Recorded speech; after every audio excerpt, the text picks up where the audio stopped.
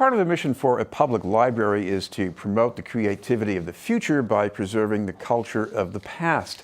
At a recent event in the courtyard of the main library at Copley Square, that mission was applied to the legacy of local hip-hop artists, including events planned for neighborhood branches. The project's a collaboration between the Boston Public Library and UMass Boston. To tell us about the project are the BPL's Chief of Adult Library Services, Gianna Gifford, and a member of the curating committee for hip-hop and the Bostonians, Casso. Thank you. Thank you both for being with us. Thank you. Thank you for having us. I want to start with Gianna because when we say hip hop, I'm thinking music, but this is also Boston history, isn't it? Absolutely. This collaboration came out of a grant from the National Endowment for the Humanities with UMass Boston's Mass Hip Hop Archive. And we had a terrific event, Digitization Day in May that the BPL hosted, but very much documenting the history of hip hop in Boston. And of course, I listened to some of those legacy clips, and you hear the voice of neighborhoods in the lyrics of the songs. You're hearing about the city, what was going on. Isn't that history too? Yes, absolutely. Absolutely. Absolutely. I think hip hop, art, when you talk about history, art has kind of let you know what's going on in society.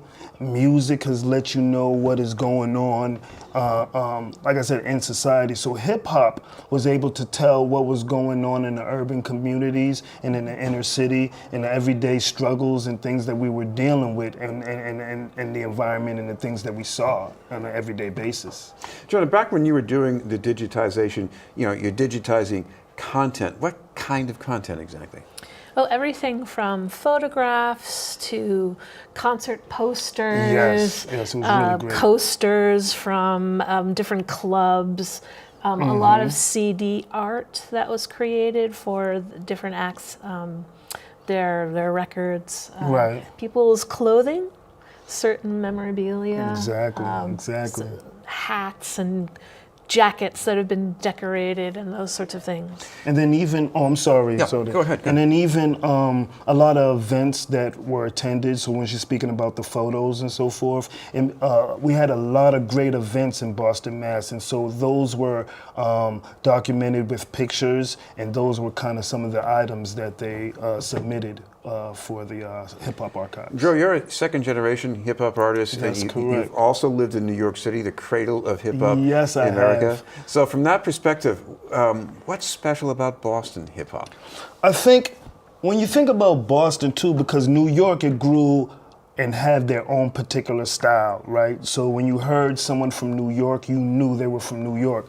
Boston was able to adapt different, like West Coast, East Coast, and also let's say the West, the Midwest also. So we kind of adapted different styles and then kind of like made our own with those different styles. So you'll hear, let's say, a West Coast style, and one of the artists, let's say, I don't know if you're familiar with Snoop Dogg, but he was a famous artist from West.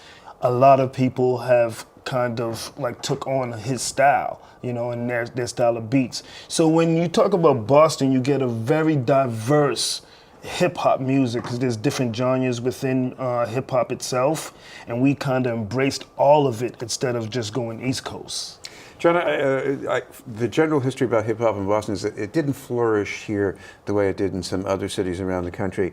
But on the other hand, there was a really well-developed network of performers and presenters of hip-hop, and they've been helping you. What did you learn from them about the state of hip-hop in Boston? Well, I think it's extraordinary.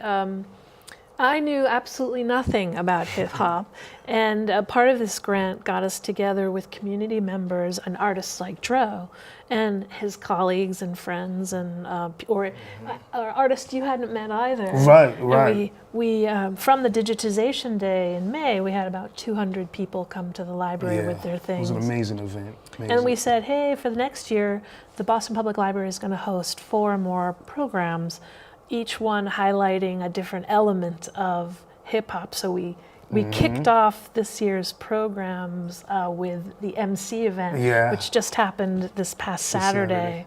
So Dro and a number of people who you've dubbed yourselves Hip Hop and the Bostonians were our core curating planning group that met with me and colleagues at the BPL and also colleagues of ours at UMass Boston.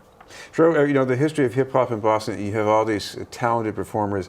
They're having a hard time finding a place to perform. And on Saturday, you have this event in the courtyard of the public library. Truly amazing. Like, first, it was the first event ever in the courtyard of Copley Library, which is truly, truly amazing. I'm so happy, you know, to get involved with the Boston Public Library Endowment of Humanitarians, and also UMass Boston, which is Pacey Foster, who's connected with the Mass Hip Hop Archives, to present an event there for the very first time. As you said, in Boston right now, or prior, it was really hard to have events at certain venues because of all the perception that comes with hip hop itself. But I think now people, because hip hop is such a big influence now, it's like one of the greatest influences in society up to date, right?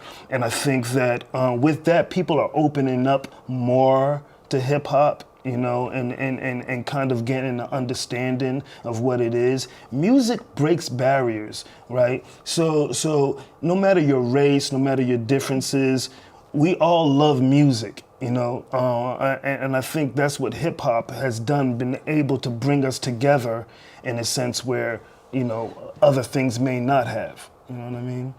And Gianna, what about some of the future events? Because you're going to be having some of these at neighborhood branches too, right? That's right. So the next one is going to feature DJs, and it's going to be in our Teen Central Library, which is on the second floor of our Copley Square Central branch. And that's that's going to focus on DJs and actual scratching and a demo. Scratching, producing, because most of the DJs usually become producers after that, and producers is the ones who make the beats.